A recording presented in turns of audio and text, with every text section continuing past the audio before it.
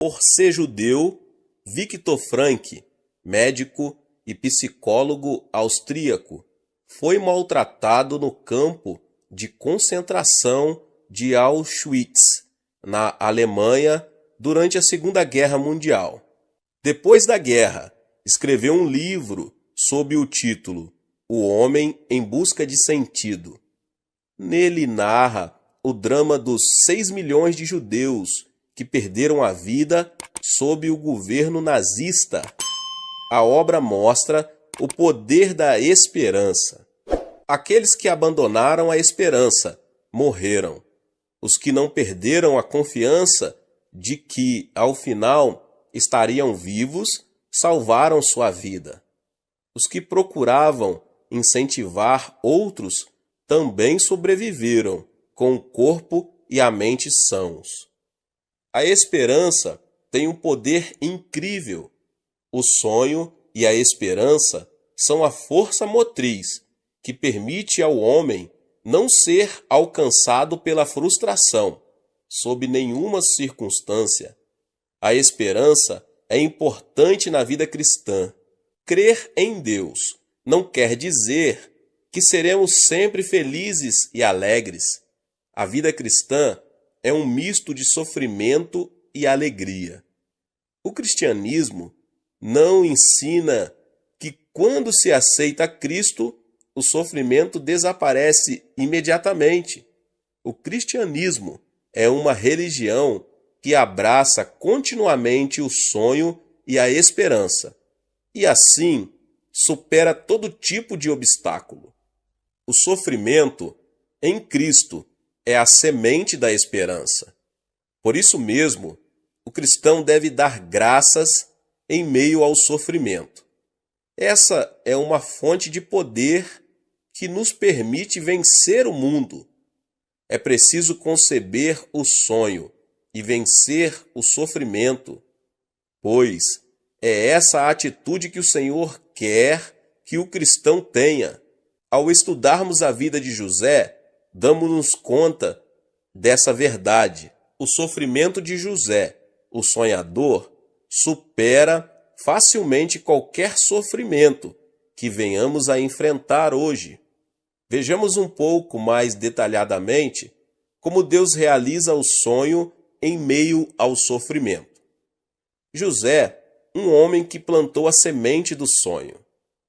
Entre seus irmãos, José era o filho a quem Jacó, seu pai, mais amava. Jacó tem 12 filhos, mas seu 12º filho era o preferido, enquanto todos os demais trabalhavam apacentando ovelhas. José se vestia com uma túnica especial, desfrutando do amor de seu pai. A Bíblia narra em Gênesis 37, 3 e 4, Ora, Israel gostava mais de José do que de qualquer outro filho, porque ele havia nascido em sua velhice, por isso mandou fazer para ele uma túnica longa. Quando os seus irmãos viram que o pai gostava mais dele do que de qualquer outro filho, odiaram-no e não conseguiam falar com ele amigavelmente. Naquela época, vestir uma túnica especial indicava ser o herdeiro do pai. A túnica era uma vestimenta importante, da melhor qualidade, que apenas os filhos do rei e de pessoas da mais alta classe usavam. Entretanto, Jacó deu a veste a José, não a seus irmãos. Ao desfrutar do amor de seu pai em predileção, obviamente suscitou o ciúme em seus irmãos. Nessas circunstâncias, em 2 ocasiões, Deus lhe revelou o sonho que tinha para ele. De início, tanto seus irmãos como o próprio Jacó entenderam tratar-se de um sonho normal. Entretanto, aquele era o início do plano de Deus para usar a vida de José, plantando nele a semente do sonho. Certo dia, Jacó chamou José e disse: Vá ver como estão seus irmãos, e o rebanho e traga-me notícias recentes. Foi nesse momento que José começou a andar por um caminho desconhecido, mas que estava no plano divino. Obediente, ele foi ao campo à procura dos irmãos, e eles ouviram de longe. A Bíblia descreve em Gênesis 37, 19 e 20 a cena de um modo realista. Lá vem aquele sonhador, diziam uns aos outros. É agora, vamos matá-lo e jogá-lo num desses poços, e diremos que um animal selvagem o devorou. Veremos então o que será dos seus sonhos. Ao ler o texto bíblico, podemos observar quanta raiva tinham os irmãos de José por causa dos sonhos que ele lhes narrava. Eles não somente odiaram José, tiveram ciúmes por causa dos sonhos de seu irmão. Irritaram-se e ficaram com medo do sonho de José, que se repetia. Aquilo era algo que eles não haviam experimentado sequer uma vez. Ao vê-lo ainda longe, disseram: lá vem o sonhador, vamos matá-lo e vejamos em que dará seu sonho. Os irmãos estavam com muita raiva por José ter tido e narrado aqueles sonhos. Estavam a ponto de querer destruí-lo à força. O sonho de Deus, porém, supera o poder do homem. Não tem efeito nenhum o intento dos que querem dissipar e fazer fracassar o sonho dos visionários, porque o sonho está sob o controle de Deus e, portanto, a revolta do homem não tem nenhum poder sobre ele. Os irmãos de José tiraram a sua túnica e o jogaram num poço. Depois, comeram a comida que José havia trazido para eles e disseram: vejamos o que acontece com seu sonho. José foi jogado num poço muito escuro. Era um vale deserto. Morrer de fome era questão de tempo se seus irmãos o abandonassem ali, indo para outro vale. José, porém, pôde vencer a aflição porque tinha um sonho em seu coração. Ele pensou no sonho de Deus, mesmo estando no fundo do poço. Uma lição importante que podemos aprender aqui é acreditar, quando se sonha o sonho de Deus, é esse sonho que passa a nos governar. No caso de José, o sonho começou a conduzi-lo quando ele entrou na dimensão dos sonhos. Os irmãos de José pretendiam deixá-lo morrer de fome. Entretanto, assim que José foi jogado no poço, passaram por ali alguns mercadores ismaelitas. Foi nesse momento que um dos irmãos, Judá, lhes fez uma proposta: que ganharemos se matarmos o nosso irmão e escondermos o seu sangue? Vamos vendê-lo aos ismaelitas. Não tocaremos nele, afinal é nosso irmão, é nosso próprio sangue. E seus irmãos concordaram. Gênesis 37, 26 e 27. Essa cena mostra como Deus começou a atuar na vida de José. O plano de Deus excede as expectativas humanas. De acordo com o pensamento humano, não havia como José ser resgatado por seus irmãos, já que eles o haviam jogado no poço. O que esperava José era a morte. Entretanto, o aparecimento dos mercadores ismaelitas não deixa de ser um plano divino. Deus permitiu que José fosse vendido como escravo para o Egito. O Senhor operou sobre as circunstâncias e o enviou para o Egito, porque José tinha o sonho de Deus. Podemos perceber qual era o sentimento de José. É certo que esse homem havia começado a sonhar com Deus. Por outro lado, é certo que também uma tempestade de dúvidas o estivesse açoitando. Certamente, houve momentos em que ele sentiu que Deus queria deixá-lo por completo. O tempo todo deve ter sido este o seu pensamento.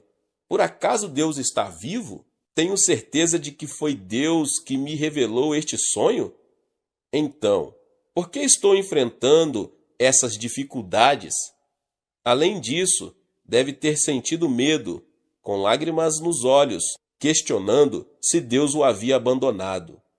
Em sua viagem até o Egito, sentiria o desespero de não poder ver seu pai novamente e de lembrar-se do desejo de vingança de seus irmãos que os levaram a traí-lo. Em meio a tanto sofrimento, não seria de estranhar que José se sentisse tão mal, porque todos os sonhadores têm a mesma experiência. Por mais que tenham concebido o sonho de Deus, se as circunstâncias não acompanham esses sonhos, eles chegam a pensar: isso será da parte de Deus? E as dúvidas com certeza continuam. Deus me ajudará? Podem chegar até a pensar que Deus os tem abandonado. Caso o grau de ansiedade aumente, podem chegar a duvidar da existência de Deus. Não nos podemos concentrar nas circunstâncias variáveis. Por mais que estejamos perturbados, precisamos contemplar a semente do sonho que Deus plantou. Devemos crer que essa semente foi plantada em nós, mesmo que as circunstâncias se nos apresentem adversas e obscuras. Quando alguém persevera em esperança, vê chegar o tempo quando a semente produz flores e frutos. Mesmo encontrando-se em situação frustrante, José lembrou-se de que por 2 vezes recebera de Deus uma semente de esperança. Por isso, ele se apegou à confiança que revela: chegará o dia em que a semente da esperança dará seu fruto. Apesar de tudo o que eu tiver de passar, mesmo em meio à desesperança, José não murmurou, não retrocedeu, nem deixou que a frustração o dominasse. A esperança tem poder suficiente para manter a vida inteira de uma pessoa. Graças a esse sentimento, não somente José, como também multidões tornaram-se capazes de viver uma nova vida. Durante a Segunda Guerra Mundial, o rabino Uger Green sofreu todo tipo de violência num campo de concentração na Alemanha. Terminada a guerra, ele escreveu um artigo publicado na revista alemã Der Morgen, que narrava o seguinte: corria o ano de 1944 e era um dia muito frio de inverno. Naquela noite, meu pai nos reuniu, a mim e alguns amigos, num flanco do edifício. De repente, ele tirou do bolso uma vasilha de barro e um pedaço de queijo. No campo de concentração, não se podia conseguir um pedaço de queijo. O certo, porém, é que meu pai deixou derreter o queijo, umedeceu o pavio e depois ateou fogo no queijo. Por que o senhor não come o queijo em lugar de despedaçá-lo? Perguntei. Fixando o olhar na chama, meu pai respondeu: o homem é capaz de viver 3 semanas sem comer. Certa vez, sofri por falta de água durante 3 dias seguidos, mas sobrevivi sem nenhum tipo de problema. No entanto, como você sabe, sem esperança, o homem não pode viver 1 hora sequer.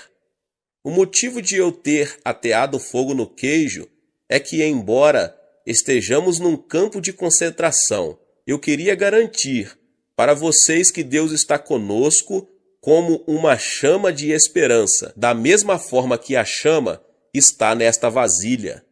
Essa é uma confissão realmente extraordinária. Os que passam por algum sofrimento necessitam da esperança de conceber um sonho, mais que qualquer outra pessoa. Isso se deve ao fato de a esperança nos fortalecer para superar todo tipo de adversidade e aflição.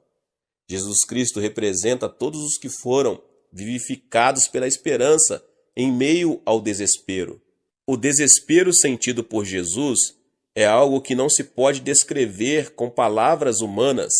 Sem pecado, Jesus foi abandonado por seus discípulos e crucificado no meio de seus inimigos. Naquele instante, até Deus lhe deu as costas. Foi tão dolorosa a situação que Jesus disse em voz alta: Eloi, Eloi, lama sabachthani, que significa: meu Deus, por que me desamparaste? Mesmo em meio ao desespero, Jesus abraçou em seu coração a esperança da ressurreição.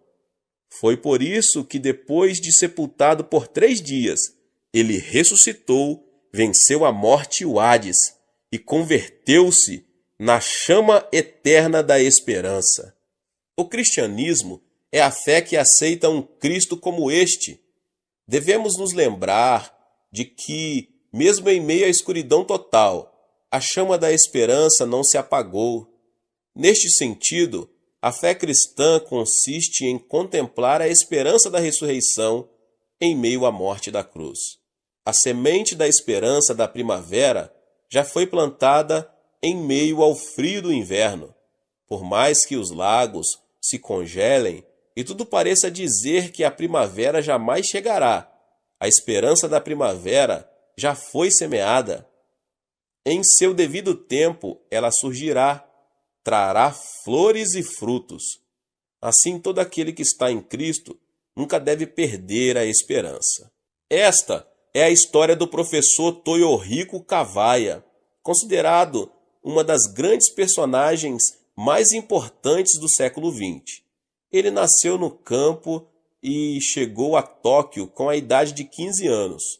Trabalhava limpando o chão da redação de um jornal e, durante a noite, dedicava-se aos estudos em cursos rápidos, até que um dia, aos 21 anos, viu-se diante de um grande muro de desesperança.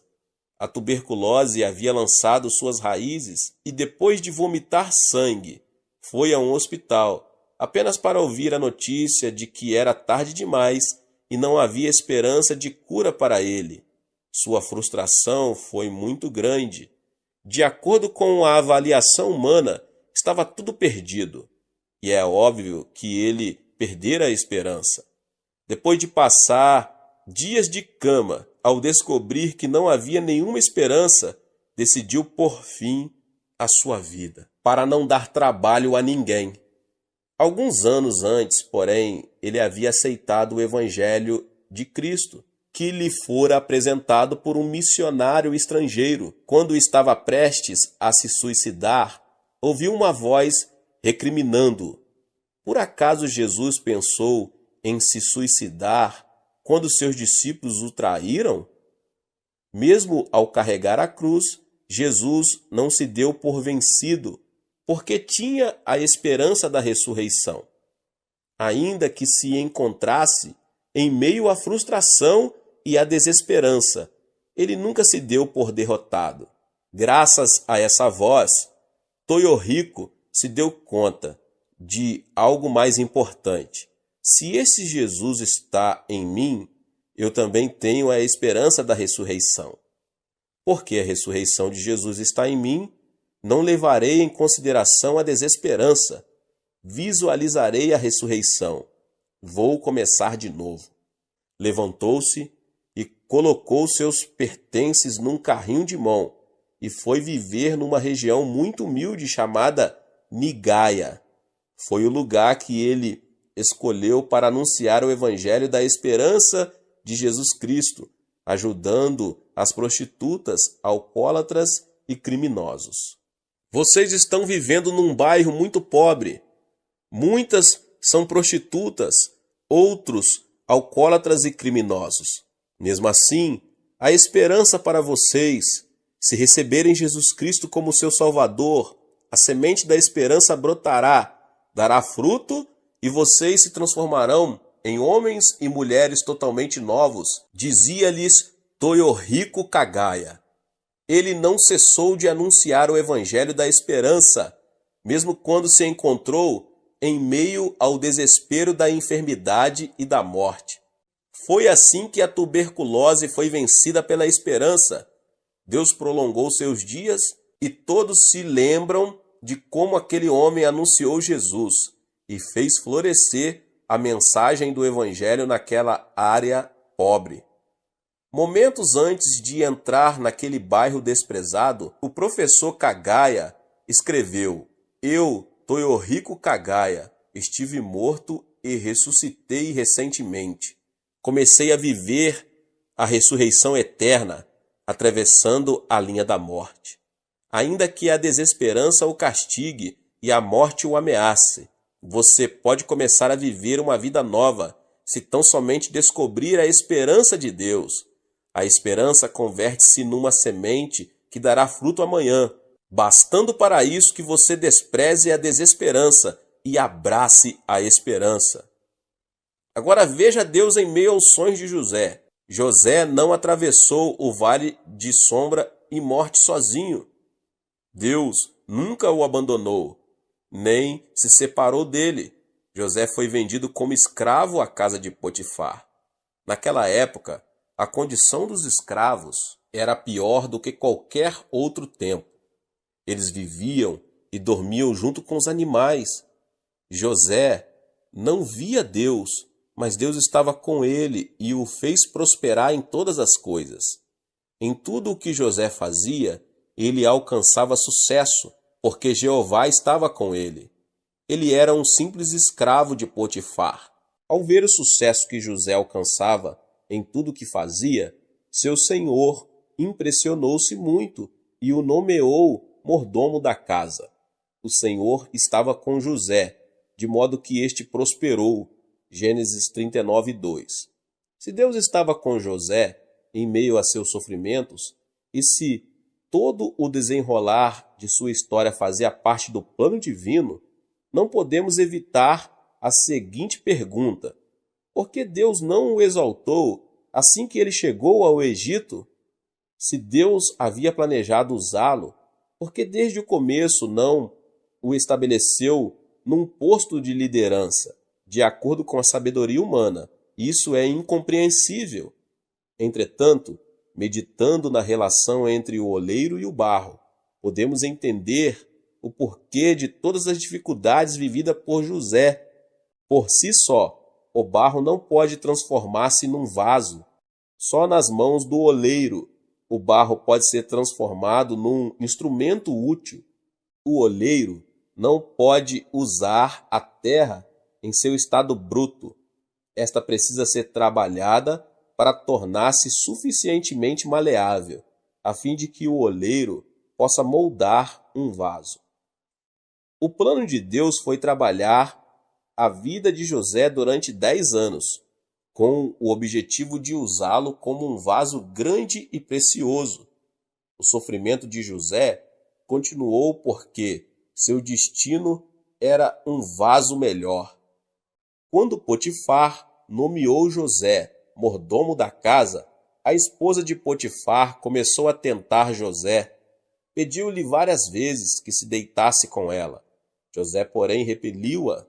Certo dia, enquanto todos os servos trabalhavam fora da casa, José entrou para cumprir as tarefas e foi assediado pela esposa de Potifar.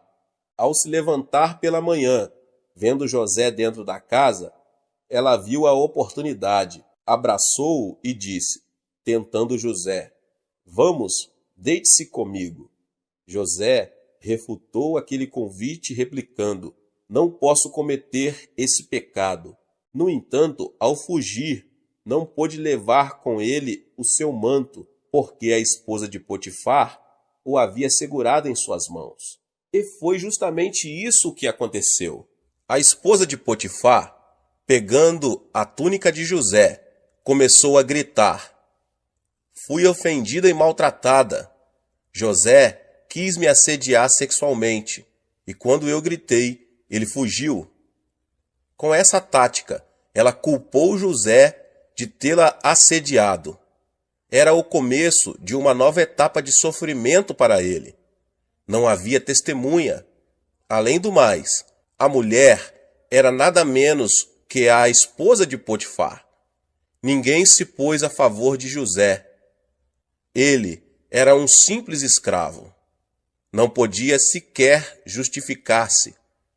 Tendo ouvido o grito, todos os escravos correram para a casa de Potifar, que supostamente estava no palácio de Faraó. Ele chegou em sua casa apressadamente. Com toda a certeza, maltratou e expulsou José. Nessa época, o escravo não tinha nenhum direito legal.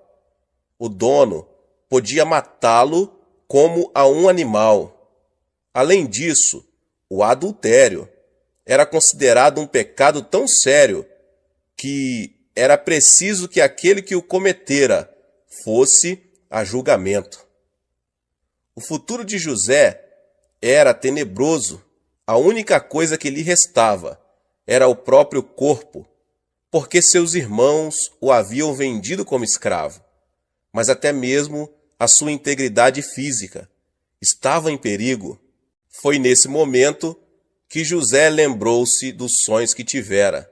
A aflição é a morte do passado, enquanto a esperança é o começo do futuro. Certamente, o pensamento de José era este: se eu morrer nessa circunstância, como se realizarão os sonhos nos quais meus irmãos se prostravam diante de mim? Se esses sonhos me foram dados por Deus, Ele os cumprirá, ainda que em meio a uma situação tão desalentadora e sem esperança como esta. Era exatamente isso que Deus estava fazendo, guiando a vida de José por meio dos sonhos. O adultério merecia uma pena imediata, mas Potifar mandou que José fosse lançado no cárcere, onde estavam todos os presos por motivos políticos. Deus fez que José continuasse vivo, levando-o para um lugar a que jamais poderia ir por causa de sua posição social inferior. Quando alguém concebe sonhos e esperança e não os abandona, a semente da esperança dá seu futuro. Como depois de um frio inverno, a primavera do universo brota e traz consigo um novo tempo. Aquele que tem Cristo no coração vence a morte e produz o fruto da ressurreição. A semente da ressurreição que Cristo nos deu tem o poder de frutificar em qualquer circunstância. Certa vez, expedicionários ingleses descobriram sementes dentro de uma pirâmide no Egito. As sementes tinham 3.000 anos. Muitos pensaram que elas estavam mortas. Entretanto, levadas para a Inglaterra e plantadas, deram fruto. Se uma semente, cerca de mais de 3.000 anos, pôde dar fruto, quanto mais nós, que temos a semente de Jesus Cristo em nosso coração. Certamente, teremos sucesso em tudo, como se enche de felicidade a nossa alma, e teremos saúde e vida em abundância, podendo ver o fruto da vitória. Foi isso que José experimentou. Viu que seu sonho se realizava, porque Deus estava com ele, mesmo tendo sido lançado no cárcere. Quem foi posto na cela onde José estava? O padeiro e o copeiro, por haverem ofendido o Faraó. Na mesma noite, os dois tiveram sonhos estranhos e não os podiam interpretar. Quando narraram os sonhos a José, ele interpretou o sonho de cada um, e de acordo com sua previsão, o padeiro foi morto e o copeiro tornou a sua função. A interpretação de José foi confirmada. O copeiro ficou extremamente agradecido e José lhe pediu um favor. Quando você recuperar o seu cargo, fale ao Faraó a meu respeito. Eu não fiz nada para estar aqui. Tão logo o copeiro saiu do cárcere, esqueceu-se completamente de José, que teve de permanecer por mais 2 anos naquela prisão. Entretanto, em meio à perseverança, Chegou o tempo em que a semente da esperança deu seu fruto. Certa noite, o faraó teve um sonho. Tratava-se de um sonho repetido, e ele acreditou ser uma predição. Entretanto, não havia como interpretar aquele sonho. O faraó ficou muito perturbado. Ele havia sonhado que 7 vacas gordas e bonitas estavam pastando, mas em determinado momento apareceram 7 vacas magras e feias, que devoraram as 7 vacas gordas. Em seguida, ele teve outro sonho, no qual viu 7 espigas de trigo grandes e bonitas. De repente, viu que 7 raízes definhadas, secas e queimadas pelo vento oriental, devoravam as espigas grandes e bonitas. Como se tratava de uma predição, o faraó chamou todos os mágicos do Egito, mas ninguém foi capaz de interpretar o sonho do rei. Ele ficou tão aborrecido e ansioso que não se podia aquietar. Foi então que o copeiro lembrou-se de José e falou sobre ele ao faraó. O rei, desesperado, mandou chamá-lo. Naquele dia, José ainda encontrava-se atrás das grades, mas começou a ouvir um murmúrio vindo de fora. E de repente entrou um cabeleireiro e começou a fazer sua barba e cortar seu cabelo. Depois o fizeram banhar-se, vestiram-no e o levaram até o palácio numa carruagem real. Num piscar de olhos, as circunstâncias haviam mudado. O sonho do faraó estava realmente sendo usado para o cumprimento dos planos divinos. Havia chegado a hora em que os sonhos de José começaram a brotar e a dar fruto, e a sua taça passou a transbordar a graça divina. Era um momento em que a semente guardada por José durante muitos anos começava a dar fruto. A semente da esperança plantada na terra do sofrimento dá o seu fruto em seu devido tempo. Se você semeia a semente de Jesus Cristo na terra do sofrimento e da aflição, ela dará seu fruto. Cristo, a ressurreição e a vida, faz que brote e dê fruto em nossos dias. Para os que amam a Deus e foram chamados segundo o seu propósito, tudo contribui para o bem e produz o fruto. Essa verdade imutável tornou-se visível na vida de José. Ele se apresentou ao faraó e não só interpretou o sonho, como lhe revelou a maneira pela qual poderia resolver o problema. A providência consistia em construir armazéns em cada distrito e guardar o excedente das colheitas durante 7 anos. E depois, quando chegasse a seca, abrir as portas dessas reservas. O faraó ficou surpreso com a sabedoria de José, e vendo que aquela era a melhor ideia para preservar seu povo, nomeou-o primeiro-ministro de todo o Egito. Você terá o comando de meu palácio, e todo o meu povo se sujeitará às suas ordens. Somente em relação ao trono serei maior que você. E o faraó prosseguiu: entrego a você agora o comando de toda a terra do Egito. Em seguida, o faraó tirou do dedo o seu anel e o colocou no dedo de José. Mandou-o vestir linho fino e colocou uma corrente de ouro em seu pescoço. Também o fez subir em sua segunda carruagem real. E à frente, os arautos iam gritando: abram caminho. Assim José foi colocado no comando de toda a terra do Egito. O Salmo 23:5 diz: preparas um banquete para mim, à vista dos meus inimigos. Tu me honras, ungindo a minha cabeça com óleo e fazendo transbordar o meu cálice. Isso se tornou realidade na vida de José. Ele se tornou primeiro-ministro diante de seus irmãos, do próprio Potifar e da esposa deste. Deus havia preparado um grande banquete à vista de seus inimigos, seus irmãos e a esposa de Potifar, que tanto o tinham afligido. As circunstâncias em que vivemos mudam com o tempo. A sombra torna-se um lugar aconchegante e iluminado pelo sol. O sonho de José tornou-se realidade. Em seu devido tempo, a semente da esperança deu seu fruto.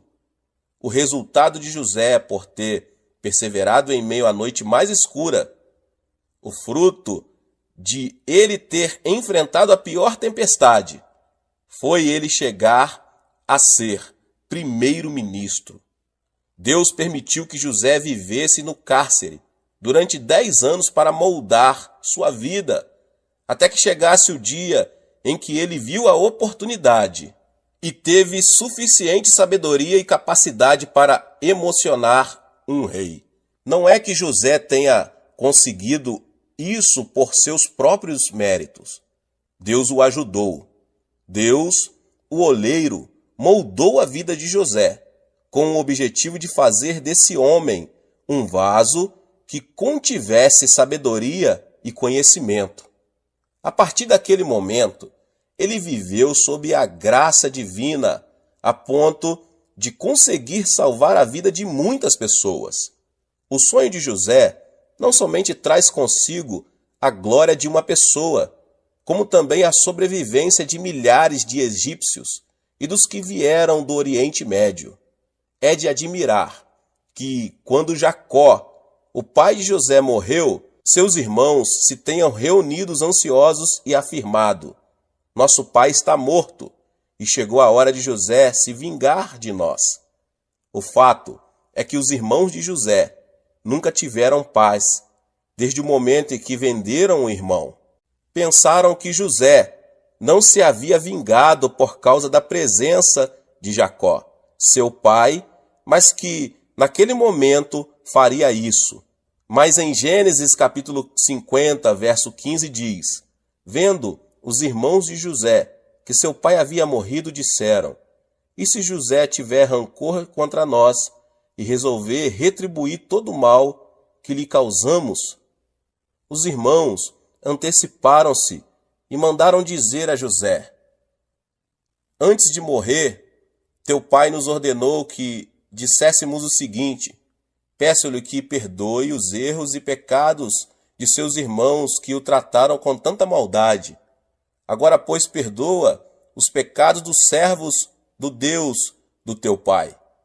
Quando recebeu o recado, José chorou. Gênesis 50, 16 e 17. Será que Jacó teria dito isso mesmo? Mentira! Eles disseram isso por temerem que José se vingasse deles. Eles teriam ouvido alguém dizer: fizeram-me tanto mal que não posso perdoá-los. Entretanto, ao notar que seus irmãos estavam com medo do que lhes podia acontecer, José rompeu em choro. Essa qualidade de José é também produto do trato de Deus ao longo dos anos. José se convertera numa pessoa flexível e muito amorosa. O amor de Deus o havia tornado assim, e assim ele pôde consolar seus irmãos. José, porém, lhes disse: não tenham medo. Estaria eu no lugar de Deus? Vocês planejaram mal contra mim, mas Deus o tornou em bem, para que hoje fosse preservada a vida de muitos. José não guardara rancor de seus irmãos. Ele compreendia que todo o sofrimento que havia enfrentado era o processo do cumprimento da promessa que Deus lhe fizera. Não havia nenhuma razão para ter ódio. O mesmo acontece em nossa vida, meus irmãos e minhas irmãs. Se você conhece o plano de Deus para a sua vida, não tem por que temer a aflição. Muito menos há motivo para odiar alguém que tenha causado dano a você. Basta entregar a vida a Deus, para que Ele realize seu sonho, mediante todas as circunstâncias, porque você vier a passar. Deus guiará nossos sonhos, se tão somente nos humilharmos diante dEle, e não nos apegarmos à mesquinhez e à vontade própria. Se você tem um sonho, ele será apresentado no melhor momento. Não somos nós que produzimos o sonho. O sonho é que molda a nossa vida. É o sonho que transforma nosso destino e as circunstâncias em que vivemos. Deus concede um sonho a todo o indivíduo ou nação antes de abençoá-lo. Durante a Segunda Guerra Mundial, foram assassinados mais de 6 milhões de judeus. Por isso, muitos pensaram que os judeus jamais conseguiriam se reerguer outra vez. No entanto, como vive o povo judeu hoje? Recuperou seu território e continua a manter-se como uma das nações mais poderosas do mundo. Como é possível que um povo, depois de severamente destruído, tenha se levantado de novo? Isso aconteceu porque esse povo manteve sua esperança em Deus. Nas paredes de uma prisão feita para judeus, permanecem gravadas algumas palavras. Podemos perceber que foram homens de esperança que ali deixaram o que está escrito: creio. Creio que ainda que não haja sol, ele está oculto atrás das nuvens. Creio. Creio que mesmo que eu não o perceba, Deus me ama. Creio. Creio que mesmo mantendo silêncio, Deus está vivo. Estas são as palavras de um judeu anônimo, escritas naquela parede momentos antes de ser executado. Mesmo encontrando-se em meio à aflição, quando a esperança seria a última coisa a se manifestar, aquele homem creu em Deus e manteve sua confiança nele. Foi esse mesmo padrão de esperança que levou o povo de Israel a se reerguer. Se Deus está com o povo, a chama da esperança dessa nação jamais se apagará. A fé cristã é uma continuidade da cruz e da ressurreição. Se existe morte na cruz, segue-se a ela a ressurreição. Outras religiões não oferecem a esperança da ressurreição. Esta vem sempre depois da cruz do Evangelho de Jesus Cristo. A morte chega para o cristão, mas depois dela vem a ressurreição. Isso porque Jesus é a semente da morte e da ressurreição. Porque a semente da ressurreição foi plantada na morte. É que esta é sucedida pela ressurreição. Toda a aflição enfrentada pelo crente em Jesus Cristo leva em si a semente da esperança. Nenhuma aflição é capaz de destruir a esperança. Desesperança nenhuma pode esmagar a esperança. Não devemos temer a desesperança. Luke Lingel afirmou: não tenha medo da sombra, porque a sombra indica perto de onde você está existe luz. Green Whiter, famoso poeta norte-americano, asseverou: por trás das nuvens estão ocultas estrelas, e o sol brilha em meio à tormenta. Deus, que ama todas as coisas, guardou esperança para todos. Por trás da desesperança, espera-nos a esperança e o sonho que Jesus tem para nós. Devemos ver com os olhos espirituais a luz que resplandece por trás da escuridão. Só assim poderemos caminhar até a luz. Se nos concentrarmos na escuridão, jamais veremos a luz por trás das trevas. Imagine o sonho de Deus que permitirá que você vença o sofrimento. Então, o território de sua vida se ampliará como território divino. Os milagres se manifestarão. Os sonhos que pareciam impossíveis se tornarão possíveis em Deus. Receba o sonho de Deus, guarde a semente da esperança e alcance esse sonho. Quando alguém é capturado pelo sonho de Deus, converte-se numa pessoa que nem o mundo pode segurar, já que sua vida é conduzida pelo poder do sonho do Senhor. Os obstáculos não podem ser impedimento para ele. Há momentos em que aparecem ondas gigantescas que ameaçam a vida do sonhador. Essa é a hora em que alguém pode perder e abandonar o sonho. Contudo, o sofrimento é um tempo em que o sonho de Deus demonstra sua força, como nos mostra a vida de José. Para o sonhador, a aflição não é um obstáculo. Antes, é o processo que leva à perfeição.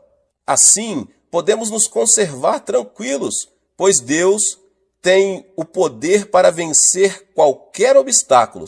Trabalha para o nosso bem.